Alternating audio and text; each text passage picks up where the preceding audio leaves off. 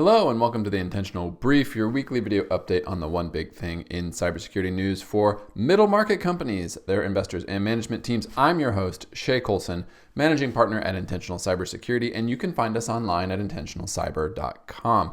Today is Monday, December 16th, 2024, and we're already seeing things wind down for the holidays and the end of the year. This whole midweek Christmas and New Year's window are effectively going to shut down the last 2 weeks of the year for most of us, which maybe isn't a bad thing.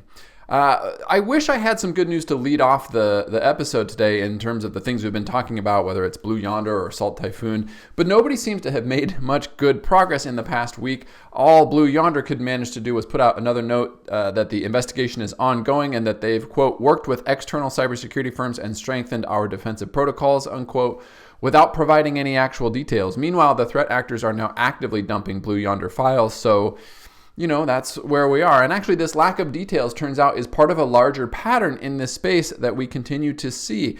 After a year or more with life under the new SEC cyber disclosure rules, Axios has a report out this week that notes that only 16.9% of public 8K filings disclosing a cyber incident provided specific details, right? So we're at less than a quarter of these filings.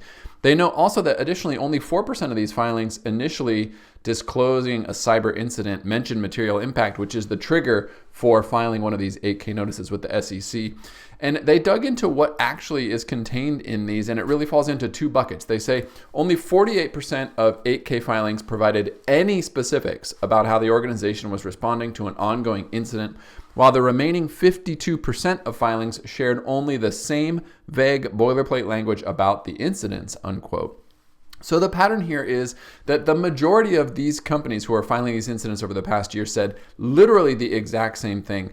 And what the study did not look at, and I'd be curious to see, of course, is also the language for the annual disclosure requirement around cybersecurity strategies that a company is following. My hunch is that those two are similarly boilerplate and without specificity.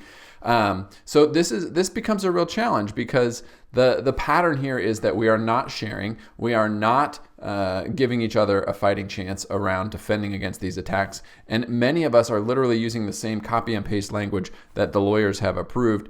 And to what benefit, right? Meanwhile, Bloomberg had a really interesting article that demonstrates the pattern on the other side of this, that noted that the distribution of ransomware attacks in Q3 of 2024, noting that the vast majority of these, 75.3%, fall on the backs of companies with either 11 to 100 or 100 to 1,000 people. So again, squarely in this middle market size where we all play. Larger and presumably more likely to be public companies make up only a minority share of this attack, diminishing actually in targeting frequency as size grows. Now, again, there's some nuances. Bloomberg doesn't link to the underlying data. The targeting frequency is really only determined by successful attacks. It may be that these larger companies are being attacked as much or more, but are defending against them.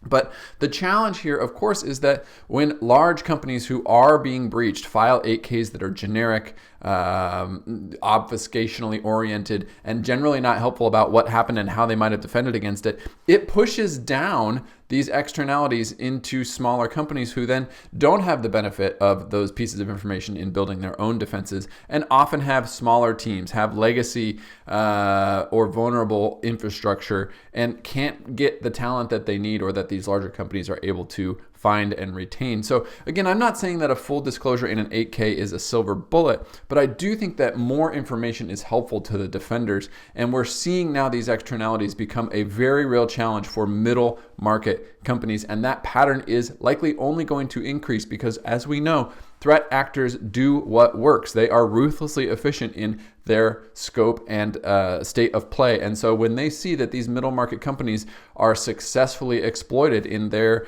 workflows, that's where they're going to continue to focus their energy. So it's going to be on us to step up and meet that challenge. And it's not going to come from 8K disclosures.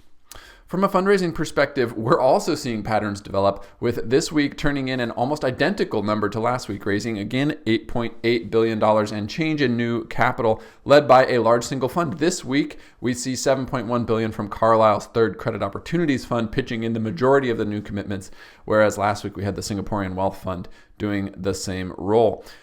So not much to say other than I expect we'll continue to taper as we head into these holiday weeks. We will be putting out new episodes for the next 2 weeks here just to keep you up to date and give you something to snack on as you do cookies, Christmas carols, lighting candles, or whatever else it is that you do. And a reminder that you can find all of the issues for these briefs on our website at intentionalcyber.com. You can find links to all the articles we covered in the comment section below, and we will see you next week for another edition of the Intentional Brief.